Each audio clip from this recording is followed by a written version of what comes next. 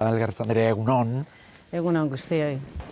Nola uste duzu nola esango zenuke egin behar diola aurre biharko egun batean gizarteak, alako datuak ezagutzen eta alako historio errealak ezagutzen ditugun bitartean? Nola erantzun? Nik uste azkeneko urte luze batean bai emakundetik eta erakundetatik, baita mugimendu feministatik, emakume elkarte feministek ere eskatzen dutena.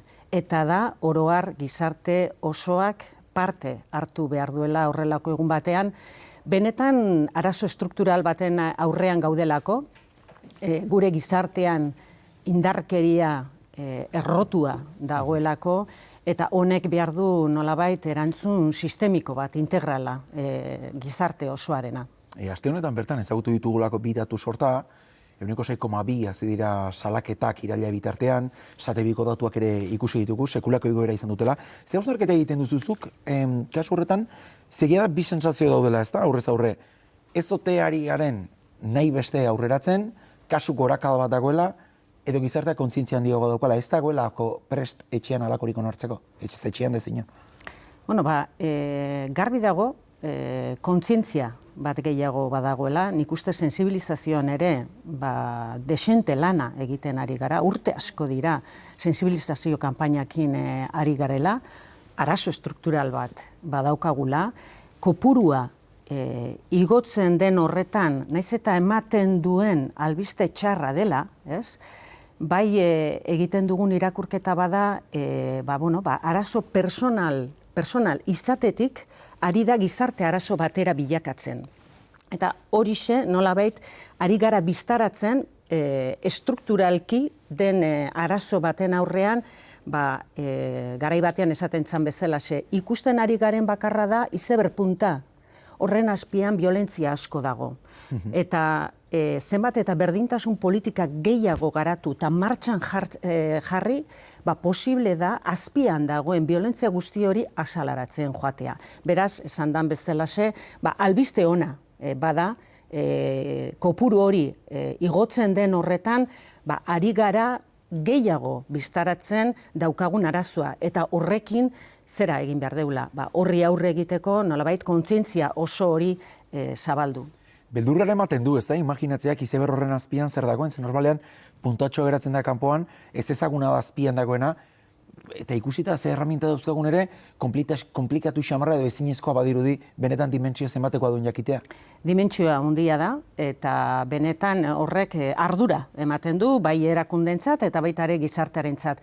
Baina errealitate gordin horri begiratu inbertzaio aurrean, eta zenbat eta gehiago dakigun erretzagoa izango da berdintasun politikaren diseinuan eta garapenean, ez?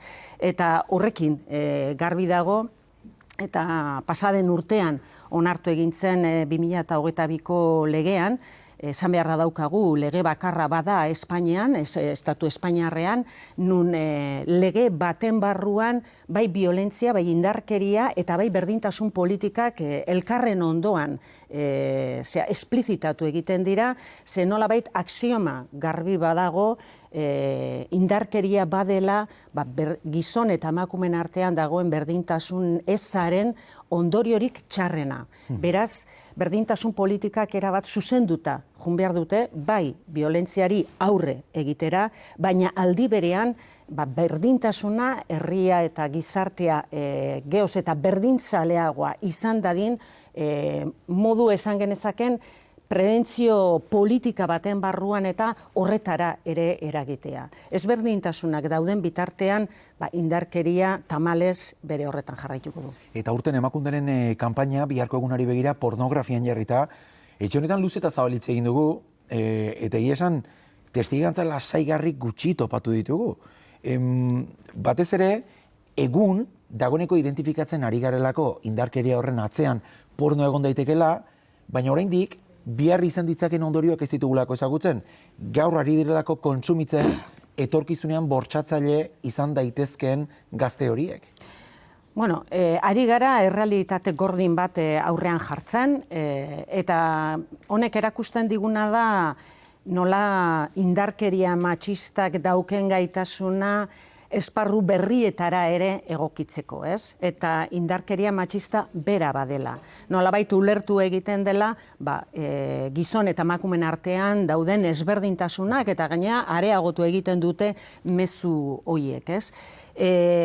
Garbi dago, indarkeria matxista egokitu da teknologie mundu honetara, eta, errealitate horretan gaztetxok oso eskuragarri daukate gaiuarekin ibiltzea, eta hor ikusten da baita ere gaiu horren atzean eta badagoela mundu bat, algoritmoaren mundua, eta algoritmo horren atzean ere badaude ezberdintasunak, teknologia mundu horretan ere gizonak nagusitu egiten dira, eta nolabait errepikatu egiten dira, ezagunak izan dira mundu analogikoan teknologia espazio berri honetan.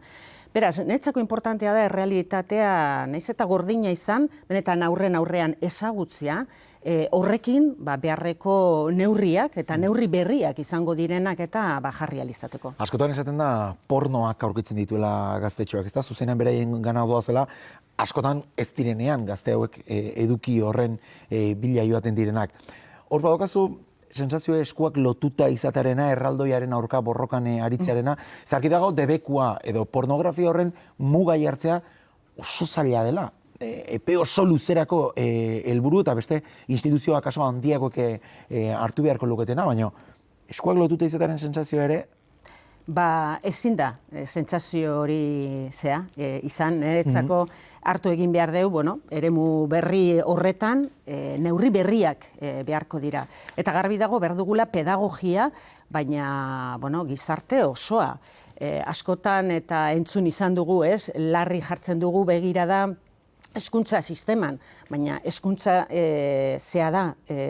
ikastetxean dagoen harago beste zerbait gehiago. Etxetik hasten den pedagogia bat ere behar da, nolabait jakin egin beharko dugu, horren atzean dauden arriskuak eta ze neurri jarri behar ditugu, ze muga jarri behar ditugu, eta baita ere pedagogia horretan laguntza, adin txikikoaz hitz egiten ari garen neurrian, nolabait gure laguntza, helduon laguntza behar dute, erabilera horretan, gailuak eta erabiltzeko orduan nola erabili behar duten. Konfiantza oso importantea da, bai familiaren barruan, batez ere, jakiteko zer egiten ari diren eta ze informazioa heltzen zaien benetan arriskutsua baldin bada. Gero baita ere esan beharra dago, eta ikerketak hala esaten dute, sexualitateaz ari gara. Eta normalean kontsumo hori intimitatean egiten da. Baina adin txikiekin hasten baldin bagara pedagogia on bat egiten,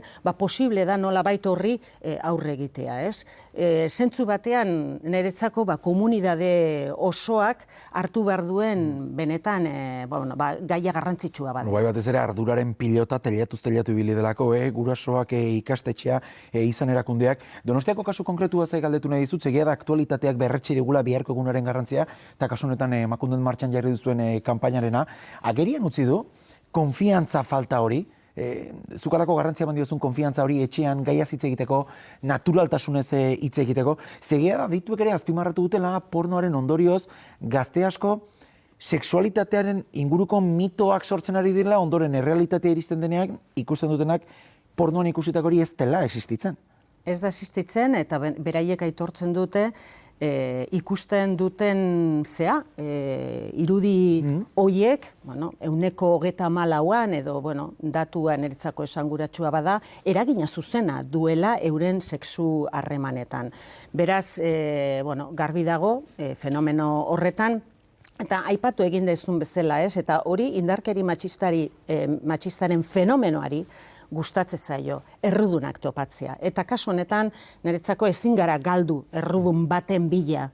Baizik eta hemen errudun bakarra da indarkeria matxistaren kultura. Orduan, kultura horren aurrean neurriak eta jarri behar ditugu. Donostiakoak agerian utzi du, protokoloak indartu behar direla? Protokoloak eta fenomeno berri horretan, niretzako bai susmoak eta bagenituen, gaiu hoien barruan eta informazio asko heltze zela eskura, baina nolabait ez badiozu arreta gehiago jartzen eta ez badezu adin txikikoekin laguntza hori eskaintzen, nekez ikusiko dezu benetan horrek dauken arrisku larria, ez? Momentu honetan niretzako ona bada ezagutzea zer dagoen gai horren atzean, denok nolabait parte izateko, neurri horiek jartzeko eta dauden protokoloak behar dituzten egokitzapenak egin ahal izateko. Aktualitateko beste kontu bat, Barakaldon gertatzen ari denari ere begira gaudelako, nik uste merezi ere ez duela, merezi, une honetan mintzat, Jaurlaritza eta epaileen artean sortu den tirabidea hori erreferentzia egitea, baina bai, nola zigorra biktima betetzen ari den. Segurtasuna berriro indartu delako biktimarekiko, aurrekari larriak dituen eta ustez, ertzaina agente bati pistola lapurtu zion gaztea aske dagoelako, eta akats judizial bat egondelako. Nola ari zara gaia jarraitzen? Egia da ez da emakundearen kompetentzia, ez daukagu zuzeneko informazioa beraz nik uste dut horren balorazioa dagokion lekuan egin behar dela. Baina bai ikusten dela eta indarkeri matxistaren fenomeno horretan ere birbiktimizazioa badela errealitate bat eta gehien bizitzen duen birbiktimizazioa da emakumea, ez? Hori saiestu egin behar dela, neurri handi batean eta horretarako emakundek badauka koordinazio espazio bat indarkeri matxistarekin lotura zuzenean edo implikazio bat edo dituzten zerbitzuekin, hirugarren akordio izeneko erakunden arteko hirugarren akordioaren koordinazioa, eta bada espazio bat, nolabait identifikatzeko, gertatzen diren akatsak, ze protokolo batek ezin du jaso errealitate guztiak, normalen oinarri bada, gidalerro bada protokoloa, eta protokoloa etengabeko hobekuntzak eta inkorporatzen jun behar du errealitate guzti horiek geoz eta ezagunagoak izaten direnean. Espazio horietara eraman behar dira gertautakoak, gero nolabait alor teknikoaren laguntzaren bidez, akats horiek etengabeko nolabait bideratzen joateko. Gaur Melgoza sailburuak Radio Euskadin esaten zuen, nolabait segurtasun neurriak horren zorrotzak izan da ere lan gehiago egin behar dela biktimak kasu honetan askatasun gehiago izan dezan. Horrela, esatea komplikatu xamarra dirudi. Komplikatua da eta alaxe nahiko genuke, emakume biktimak ere hala aitortzen dute, baina askok eta askok ere eskatzen dute babes sistemaren bat, beraien burua babes ikusteko eta segurua sentitzeko. Orduan, hor badago nolabait ekilibrio edo oreka baten bila zaila izaten dana, eta nik uste zerbitzu guztiak badaudela dudarik gabe biktimari beharreko babes hori eskaintze aldera, eta gero hortxe badago lan bat, eta da justiziarena, ere, eta hor beste estamentu batekin bagaude, eta etengabeko horren koordinazioa funtsezkoa bada. Amaitu horretik, datorren asteko greba orokor deialdiari buruz ere galdetu nahi dizut, gurean izango den lehen greba orokor feminista izango delako, eta ez dakitzuk nik bezalaxe herritar asko despistatu xamar topatzen orte egituzun greba deialdi horri buruz. Egia da, anemeka, asambladak eta badirela, parte hartzeko arrazoien berri ematen ari direla, baina asko ez dakitela, martxoaren 8tik aldenduta, benetan zergatik atera behar ote dugun kalera egun horretan? Egia da, zaintza badala beste gai bat, garrantzitsu bat, nik askotan esaten dut berdintasun politiketan zaintza bada gehienetan, askotan aurkitzen dugun oztopoa. La piedra de toke batzutan etortzen zaite burura. Garbi dago oso, eta aipatu izan dut, gizarte aurreratu batean bizi gara, zentzu zabalean, baina zaintzarekiko nik uste dut oraindik oso eredu zaharkitu batean bizi gara, nun rol banaketa horretan, badago halako agindu bat emakumearengan erortzen dana zaintza bere gain hartzeko. Eta hori ez da justua eta ez da bideragarria. Zaintza geroz eta handiagoak izango dira etorkizunean, denok ondo otxo dakigulako, daukagun dugun demografia tasarekin eta bar, eta egin behar deu nolabait sistema birpentsatu, eta lehen esan dugun bezala, alor injusto horretara, hau da, feminizatua den einen hortan edo, bilatu egin behar ditugu formulak erantzunkidetasuna edo erdigunean jartzeko. Eta erantzunkidetasuna hasita gizon eta emakumeen artean, eta baita ere erantzunkidetasuna gizarten barruan erakundeak eta beste eragile batzuen artean. Eta ikusten dana da, eredu berri horretan lidergo instituzionala ezinbestekoa izango dela. Mine Elgarrezta, eskerrik asko gure iritzetagatik. Zuei, mila esker. Goizeko 10:02, pixkanaka irati.